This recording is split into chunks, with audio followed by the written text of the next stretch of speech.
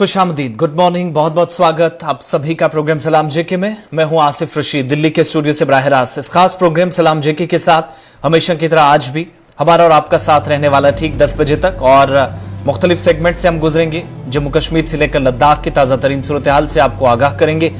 जब खबरों की बारी आएगी कौमी या बैनुल अक़वामी सतह पर, तो आपको बताएंगे कि पड़ोसी मुल्क के अंदर क्या कुछ हो रहा है, कुछ तब्दीलियां हुई हैं। सऊदी अरब के अंदर आज क्यों शटडाउन है, स्कूल कॉलेज बंद कर दिए गए हैं, यूनिवर्सिटियां बंद कर दी गई हैं, बड़ा फैसला लिया गया है, लेकिन क्यों सऊदी हुकाम ममलिकत वहां की मजबूर हुई है, ये सारी डिटेल तस्वीरों के साथ आपके सामने रखेंगे। और खेल के मैदान से भी आपको एक अहम खबर बताएंगे, जहां जम्मू कश्मीर के लिए एक अच्छी और तारीखी खबर है। डिटेल सारी थोड़ी देर में। आज प्रोग्राम में मुख्तलिफ मौज़ूआत रहेंगे जम्मू कश्मीर के हवाले से भी, जिनमें कुछ इंतजामिया के फैसले, इधर दिल्ली के अंदर मुलाकातों का सिलसिला तेज हुआ है, जम्मू कश्मीर के मामला डिस्कस हुए हैं, इस पर बात होगी। कुछ रिपोर्ट्स आपके सामने रखेंगे। जो बच्चे हैं स्कूल जाने वाले और इंतजार कर रहे थे कि अब छुट्टियां होंगी या नहीं, उस पर एक क्लियरेंस आया है मुतलका महकमे की तरफ से, वो आपके सामने रखेंगे डिटेल्स के साथ। क्या कुछ उसमें डिपार्टमेंट की तरफ से कहा जा रहा है और छुट्टियां होंगी या नहीं, इसका जवाब तलाशने की कोशिश करेंगे। साथ ही साथ आज उन एप्पल ग्रोवर्स की या सेब मालिकान की भी बात करेंगे जो परेशानी से गुजर रहे हैं। हालांकि सरकार ने अपनी सतह पर बहुत काम किया, लेकिन इसके बावजूद भी कुछ कमियां रही, कुछ खामियां रही। वो ग्राउंड पर तस्वीरों के साथ आपको दिखाने की कोशिश भी करेंगे और खुद उन लोगों की बात सुनाएंगे जो मौजूदा सूरत हाल में मुतासिर हुए हैं। लेकिन प्रोग्राम का आगाज चूंकि तय फॉर्मेट के मुताबिक करना होता है और तमाम सोशल मीडिया प्लेटफॉर्म्स पर आप हमारे साथ रहेंगे, टेलीविजन स्क्रीन पर हमें जहां आप देखेंगे, इसके अलावा बाकी प्लेटफॉर्म्स पर भी, जिनमें फेसबुक है, कू है, हमारी ऑफिशियल वेबसाइट है www.gulistan.news.tv, वहां पर भी आप एक क्लिक पर तमाम खबरें देख सकते हैं। इसके अलावा यूट्यूब पर भी वक्फे से नशरियात जारी रहेंगी। फेसबुक पर भी अपनी आरा से हमें आगाह करते रहिए। तो गौहर कुछ स्टूडियो में मेरे साथ मौजूद हैं। प्रोग्राम का आगाज उन्हीं से करते हैं, हिस्ट्री ऑफ द डे के साथ। बहुत बहुत शुक्रिया आसिफ। तो प्रोग्राम की शुरुआत में तय फॉर्मेट के मुताबिक तारीख में आज के दिन के हवाले से, यानी कि आज 25 नवंबर है, आज मुल्की और आलमी सतह पर क्या कुछ हुआ, चंद अहम मालूमात हैं जो हम आपके साथ शेयर कर रहे हैं। और आज ही के दिन यानी कि 25 नवंबर 1758 में बरतानिया ने फ्रांस के डिविक्सन किले पर कब्जा किया है, वो आज ही का दिन था। और आज ही के दिन 25 नवंबर साल 1866 में इलाहाबाद हाईकोर्ट का इफ्तिताह हुआ है। और आज ही के दिन साल 1930 में जापान में एक ही दिन में जलजले के 690 झटके रिकॉर्ड किए गए हैं। और आज ही के दिन साल 1951 में अमेरिकी सूबा अलबामा में ट्रेन हादसे में 17 लोगों की मौत हो गई, वो आज ही का दिन था। और आज ही के दिन 25 नवंबर साल 2012 में नाइजीरिया में चर्च के पास 2 कार बम धमाकों में 11 अफराद जान भाग, जबकि 30 दीगर जख्मी हो गए हैं। और आज ही के दिन 25 नवंबर साल 2013 में बगदाद में कैफे के धमाके में 17 लोग जान भाग और 37 दीगर जख्मी हो गए हैं। और आज ही के दिन 25 नवंबर साल 1759 में दमशक और बैरूत तबाहकुन जलजले से 30,000 से ज्यादा अफराद हलाक हुए थे। और आज ही के दिन साल 1987 में पाकिस्तान क्रिकेट टीम के साबिक खिलाड़ी अब्दुल कादिर ने एक इंग्लैंड के खिलाफ लाहौर में टेस्ट मैच में 56 रन देकर 9 विकेटें हासिल की, वो आज ही का दिन था 25 नवंबर। तो नाज़रीन, ये थी आज के दिन के हवाले से, यानी कि तारीख में आज क्या कुछ हुआ। आज के दिन 25 नवंबर को आलमी सतह पर, मुल्की सतह पर क्या कुछ हुआ है, चंद मालूमात जो हमने आपके साथ ही शेयर की है। अब बाज़ाब्ता तौर पर खबरों की शुरुआत करेंगे और खबरों की शुरुआत करेंगे आसिफ रशीद। चलिए, प्रोग्राम का आगाज हो चुका है हिस्ट्री ऑफ द डे के साथ तय फॉर्मेट के मुताबिक, लेकिन अब खबरों का आगाज करते हैं। और आज शुरुआत जम्मू कश्मीर की खबरों के साथ, क्योंकि इंतहाई अहम मामला है। कल भी आपको अपडेट दिया था, लेकिन आज का दिन बेहद अहम, क्योंकि जम्मू कश्मीर के अंदर जो समरी रिवीजन पर नजरसानी का मामला था वो मुकम्मल हो चुका है। और 25 नवंबर आपको याद होगा कि ऑफिशियल डेट थी जब यह कहा गया था कि हतमी वोटर लिस्ट तैयार करने की कोशिश तब तक होगी। और 5 माह की जो तवील मश्क थी हदबंदी कमीशन की रिपोर्ट के बाद, यानी ये वो एक्सरसाइज थी जो तकरीबन मई के महीने में कमीशन जब खत्म हुआ था तो उसके बाद से ही यह सिलसिला चला था। और कहा गया था कि 25 नवंबर से सितंबर के 15 से 25 के तक वो दिन रखे गए थे, सितंबर से अक्टूबर के दरमियान, कि अगर किसी को कोई एतराज होगा, किसी ने अपना नाम दोबारा से दर्ज कराना है, कोई अगर गलती हुई है तो उसको ठीक करना है, ये दिन उनके पास रहेंगे, अपनी बात रखेंगे। लेकिन हमारी तरफ से यानी सरकार ने ये कहा था कि बल्कि जो इलेक्शन बॉडी है उसने कहा था कि 25 नवंबर तक हम ये पूरा प्रोसेस मुकम्मल कर लेंगे और आज उम्मीद की जा रही है कि फाइनल जो इलेक्टोरल रोल है वो सामने आ जाएगा और मजीद 6 से 7 लाख नए वोटर्स जम्मू कश्मीर के अंदर जो अंदराज किए गए हैं, जिनके नाम आज सामने आ सकते हैं। तकरीबन 5 माह तक चलने वाली इस तवील मुद्दत में आप अभी तक देखेंगे तो जिन लोगों को जिम्मेदार बनाया गया था, इनमें बड़ा रोल था डिप्टी कमिश्नर्स का, जिनको तमाम डिस्ट्रिक्ट अलग अलग डिस्ट्रिक्ट्स के अंदर जम्मू और कश्मीर प्रोविंस में डिस्ट्रिक्ट इलेक्टोरल ऑफिसर बनाया गया था इस इलेक्टोरल रिवीजन के लिए। और दूसरी बात कि 13,000 से ज्यादा सरकारी मुलाजमीन की खिदमात हासिल की गई इस पूरी एक्सरसाइज को, इस मश्क को मुकम्मल करने में। अब 2 तरह की चीजें थी, एक तो वो कि 1 अक्टूबर 2022 तक जो लोग 18 साल के हो चुके हैं या 18 साल से ऊपर हो गए हैं, एक तो उन लोगों के नाम वोटर लिस्ट में आने हैं। दूसरा, किसी वजह से किसी गलती से अगर कोई माजी में कोई वोट नहीं कर पाया, उम्र भी उसकी 18 से ऊपर है, तो उन लोगों को भी शामिल करना था। और तीसरी बात ये कि जो नई बात इस बार जराए के हवाले से पता चल रही है कि अगर कोई मुल्क से बाहर है, कोई काम दूसरी जगह कर रहा है, तो कोशिश तो पहले ये थी कि वो ऑनलाइन वोटिंग कर सकें, लेकिन वो चीज या वो प्लेटफॉर्म अभी चूंकि मुतारिफ नहीं कराया जा सका इलेक्शन बॉडी की तरफ से, तो इस बार कोई दूसरा जो एक दूसरे की जगह वोटिंग किया करते थे वो चीज इस बार नहीं हो पाई थी। लेकिन मामला ये भी था जिस पर सियासी जमातों ने काफी हंगामा किया, हदफ तनकीद बनाया इलेक्शन बॉडी को, सरकार को, और तरह तरह के बयानात सामने आए कि नए वोटर्स जो हैं इनमें बाहर के लोगों को भी आप जम्मू कश्मीर आकर वोट देने का, हक राय दही का इस्तेमाल करने का जो हक दे रहे हैं, ये बिल्कुल भी काबिल कबूल नहीं है। ये सारी चीजें इन 5-6 महीनों में हमने देखी, कई उतार चढ़ाव देखे, लेकिन आज का दिन काफी अहम है। इस एक्सरसाइज में मजीद खास क्या है और क्या इससे बदलने वाला है, हमारे साथ कश्मीर ब्यूरो चीफ हिलाल हांजूरी इस वक्त ज्वाइन कर चुके हैं। बहुत शुक्रिया हिलाल ज्वाइन करने के लिए। ये जो ऑफिशियली आदादो शुमार थे मर्दो खवातीन जिसमें ऐड की जाती थी, 77 लाख के आसपास या इससे थोड़ा सा ऊपर ये तादाद जाती थी जो ऑफिशियली वोटर्स थे जम्मू कश्मीर के अंदर। क्या एक्सपेक्ट किया जाए आज जब लिस्ट सामने आएगी, रूल सामने आएगा, ये तादाद कितनी मजीद बढ़ सकती है और क्या क्या जिन चीजों के लिए जो खदशात का या तहफुजात का इजहार किया जा रहा था, क्या वो सही साबित हो सकते हैं? किस तरीके से उन चीजों को प्रेजेंट किया जाएगा आज जब एक्सरसाइज कंप्लीट हो रही है? और देखिए, आसिफ, आज का दिन काफी महत्वपूर्ण है, काफी अहमियत का हामिल है, क्योंकि सबकी नजरें आज जो इलेक्टोरल जो वोटर्स लिस्ट है वो कहीं न कहीं मुश्तर हो जाएगा और इस पर सबकी नजरें इस वजह से मरकूज है क्योंकि इससे पहले जो चीफ इलेक्टोरल ऑफिसर था उन्होंने उस वक्त जब प्रेस कॉन्फ्रेंस की थी और 20 से 25 लाख का एक आदाद जो है वो उन्होंने उस वक्त अपनी प्रेस कॉन्फ्रेंस में मेंशन किया था, जिसके बाद खदशात पैदा हो गए थे। हालांकि सरकार की जानब से उन खदशात को मुस्तरद भी किया गया था डिपार्टमेंट ऑफ इंफॉर्मेशन की जानब से, लेकिन इसमें कोई शक नहीं कि अभी जो जराये के हवाले से इतलात मिल रहे हैं, क्योंकि जो वोटर फहरिस्त है वो आज मुश्तर हो जाएगी, लेकिन जो जराये के हवाले से खबर मिल रही है वो यही है कि लगभग 7 लाख वोटरान का इजाफा हो सकता है आज के वोटर लिस्ट में। इससे पहले जो 76 या 77 लाख के आसपास वोटर जम्मू कश्मीर यूटी के अंदर थे, अब वो 83 लाख के आसपास पहुंच सकते हैं।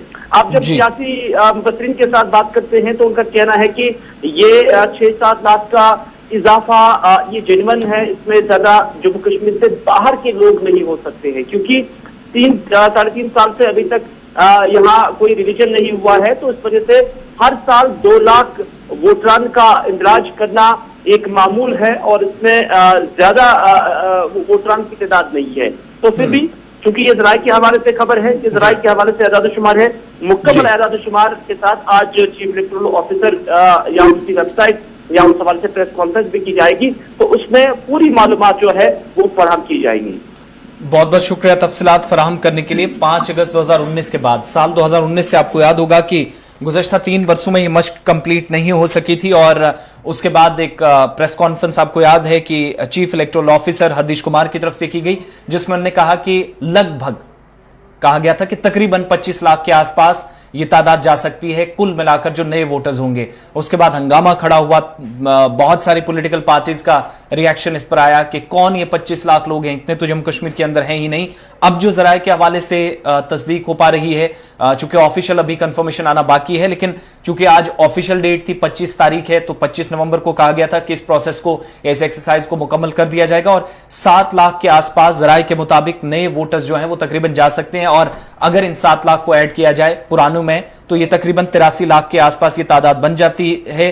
और स्पेशल ऑर्डर समरी जो रिवीजन था वो तकरीबन सरकार की तरफ से, बल्कि जो इलेक्शन बॉडी है उसने 1 जुलाई 2022 को ऐलान किया था कि वो शुरू करेगी। अब चूंकि असेंबली कॉन्स्टिट्यूंसीज भी हैं वो भी बड़ी हैं, तो उस हिसाब से कहा जा रहा था कि वोटर्स की तादाद भी बढ़ेगी। 47 जो कश्मीर प्रोविंस में 43 कर दी गई हैं, जम्मू में तो 90s में कुल मिलाकर 90 जो सीटें हैं तमाम के लिए। हदबंदी कमीशन की जब रिपोर्ट आई थी तो उसके बाद ये प्रोसेस शुरू किया गया था 1 जुलाई को, जब चूंकि 3 वर्षों से ये काम मुकम्मल नहीं हो सका था, किसी तरीके से मशक नहीं हो पाई थी, उसके बाद मजीद काम ही आगे बढ़ा है।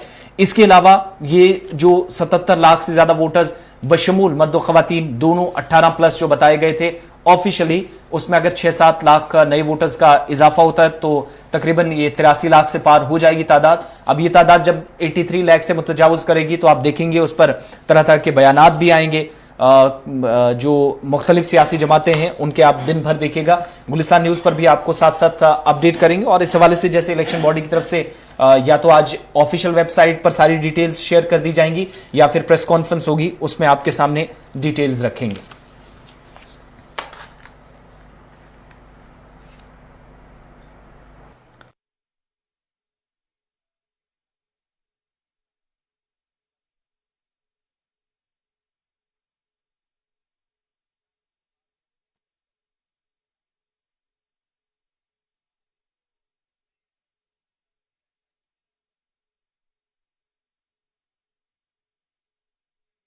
बात अब जरा जम्मू कश्मीर के एक और अहम मामले की करते हैं जिस पर काफी ज्यादा हंगामा पिछले 2-2.5 महीनों के दौरान हमने देखा, और ये बात थी जो जम्मू कश्मीर के अंदर एसटी बचाओ मूवमेंट जिसका पैदल मार्च जारी था।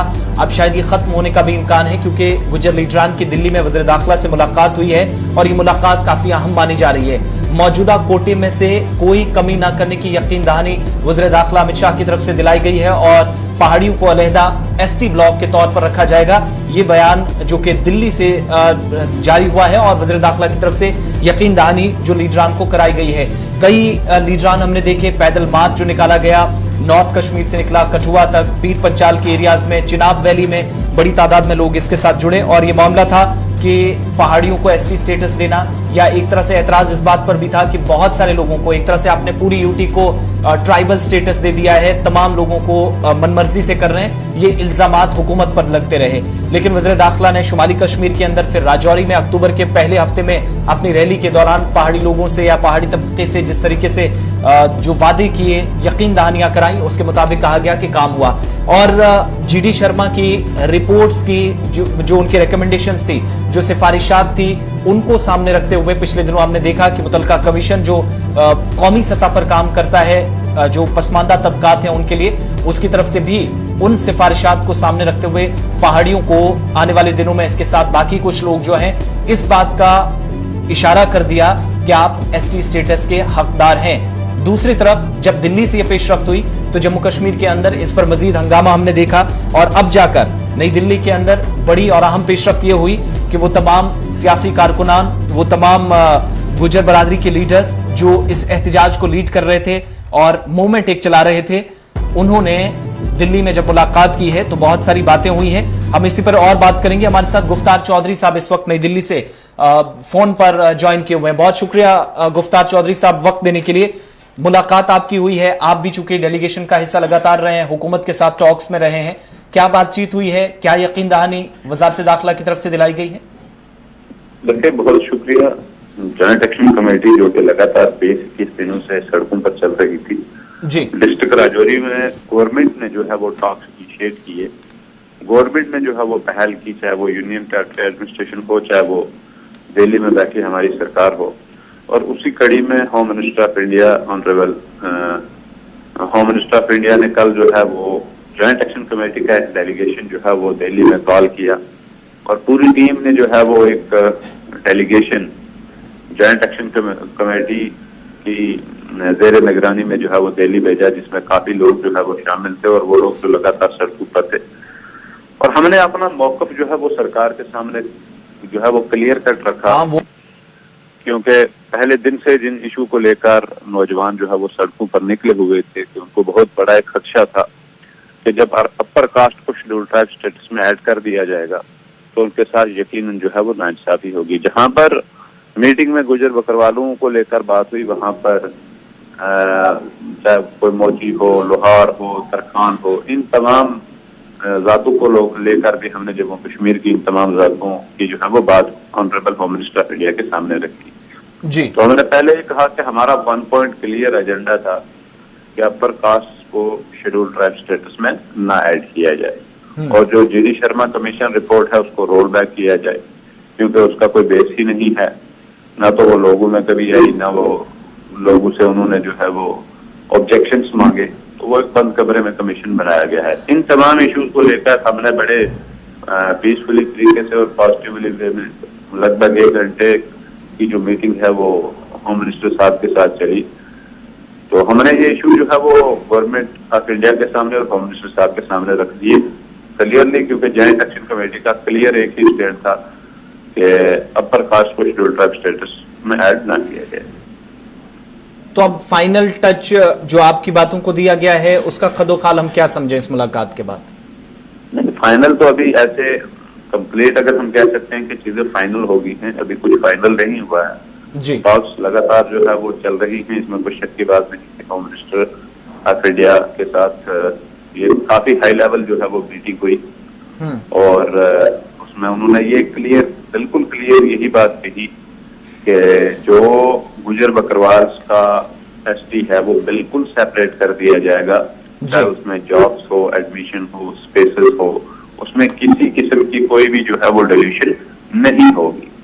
तो इन तमाम चीजों पर जो है वो बातचीत चल रही है अभी, क्योंकि जॉइंट एक्शन कमेटी के बहुत सारे कारकुनान जो है वो जम्मू में है, कश्मीर में है, राजौरी में है, पुंछ में है।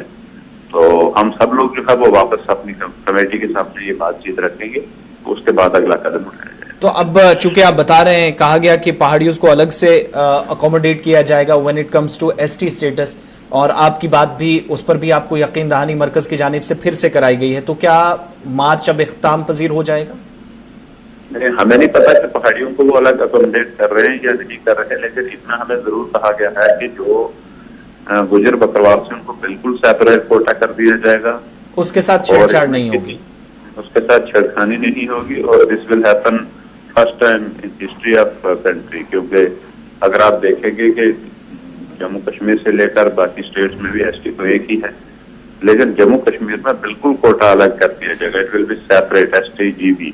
ठीक है, तो ये एक जो है वो यकीनदानी दिलाई गई है। तो जहां तक आपने कहा मार्च का, तो मार्च जो है वो कौम पूरी तय करेगी कि आगे किस तरीके से लायबल जो है वो बनाते चलना है।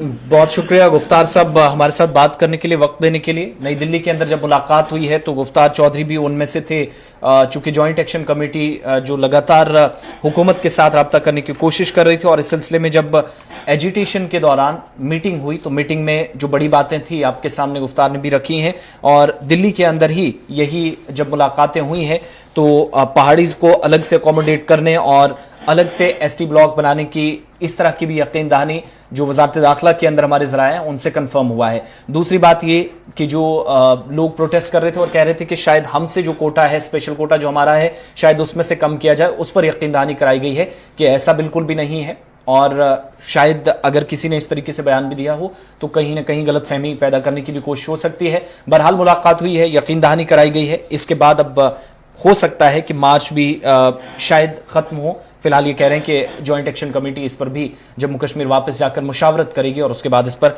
फैसला लिया जाएगा कि मार्च कंटिन्यू रहेगा या नहीं। अब आगे बढ़ते हैं, कॉपरेशन के हवाले से भी गौहर आपको डिटेल्स बताएंगे। जी हाँ, बात ज़रा करेंगे एनकाउंटर के हवाले से, जम्मू कश्मीर के हवाले से बात करेंगे, जहां मेंढर के अंदर कल ऑपरेशन के दौरान सर्च ऑपरेशन काफ़ी टाइम तक चला है, कई दिनों से लगातार ऑपरेशन चल रहा है, और ऑपरेशन के दौरान कल गोलियों की आवाज़ भी सुनी गई है। आपको बताते चले ये मेंढर का भट्टा दूरिया इलाका है, जहाँ पर इससे पहले भी एक बार ऑपरेशन चला, काफ़ी दिनों तक वो ऑपरेशन चला, जहाँ पर 9 फौजी एहलकार जाँ बाग हुए थे। उसके बाद ही कल जिस तरह से वहां पर गोलियों की आवाज सुनी गई है, उसके बाद ही मजीद फोर्सेस को वहां पर तलब किया गया है, जबकि ड्रोन का भी इस्तेमाल अमल में लाया गया है। उसके साथ साथ ही जो पुंछ जम्मू हाईवे हैं, ट्रैफिक की आमदरफ्त को रोक दिया गया, और साथ ही साथ जो भट्टा दूरिया का नजदीकी इलाका है, आसपास के इलाके हैं, वहां पर लोगों की नकल हरकत को महदूद कर दिया गया है, क्योंकि जब कल दोपहर में भी गोलियों की आवाज सुनी गई, उसके बाद ही शाम देर गई भी गोलियों की आवाज सुनी गई, उसके साथ साथ गोलियों और गोलों की आवाज भी सुनी गई। उसके बाद ही ऑपरेशन को रात अंधेरी की वजह से सस्पेंड किया गया है और आज दोबारा अल सुबह ही ऑपरेशन दोबारा शुरू किया गया है। हाँ, अब तक मैंने शॉर्ट्स पढ़े।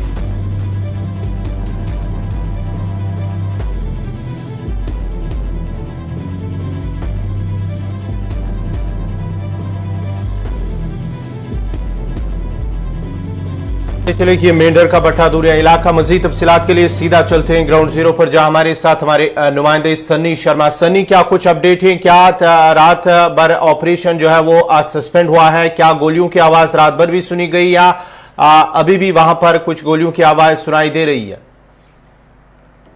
अगर बाटा दूरिया के नाथा से बात करें तो बीती रात जो है गोलियों की आवाज गूंजती रही, और अगर बीती रात की बात करें तो बीती रात भी सेना इस पूरे जंगल को है जो है वो सर्च करती रही, और जम्मू पुंछ राजमार्ग को बीती रात ही बंद कर दिया था, और सुबह होते ही लगभग 8 साढ़े 8 बजे के करीब फिर से इस राजमार्ग को खोल दिया गया है, क्योंकि बहुत लंबा जाम लग गया था। लोग जम्मू के लिए निकल रहे थे, जम्मू से पुंछ के लिए निकल रहे थे, बहुत लंबा जाम था। और अभी अगर बात करें तो अभी भी वहां पर बड़े पैमाने पर सर्च ऑपरेशन चलाया जा रहा है। ये वही इलाका है गौर जहां 1 साल पहले भारतीय सेना और मिलिटेंटों के बीच जो है वो मुठभेड़ हुई थी, जिसमें भारतीय सेना को 9 जवानों की शहादत जो है वो इस जंगल में देनी पड़ी थी, और अभी भी सेना उस जंगल में जो है वो सर्च ऑपरेशन चलाई जा रही है। इस इलाके के अंदर जब ऑपरेशन शुरू हुआ है तो इतलात है कि रात से सनी जो जम्मू के साथ और राजौरी के साथ कनेक्ट करने वाली हाईवे थी वो बंद कर दी गई है।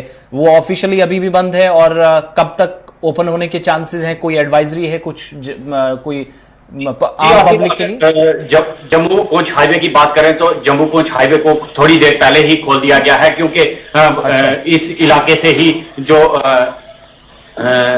कार्रवाई है वो निकलती है, तो इस पूरे इलाके में सेना के जवान तैनात कर दिए गए हैं और जम्मू पुंछ राजमार्ग को खोल दिया गया है। बहुत बहुत शुक्रिया तमाम तफसीलात के लिए। ऑपरेशन अभी भी जारी है, सर्चेस चल रही हैं। 1 हफ्ता बीत गया है। कल मोटार की भी आवाज सुनी गई, गोलियों की आवाज सुनी गई उस निचले इलाके में जो हाईवे के बिल्कुल दाहिनी तरफ नीचे बाटा दूरिया का मेंढर के करीब एरिया आता है। और चूंकि हाईवे करीब से तो किसी आम शहरी को, मुसाफिर को, गाड़ी को या ट्रांसपोर्टर को नुकसान से दो-चार ना होना पड़े, तो उससे बचने के लिए एहतियाती तौर तकरीबन 12 से 15 घंटे हाईवे को बंद रखा गया।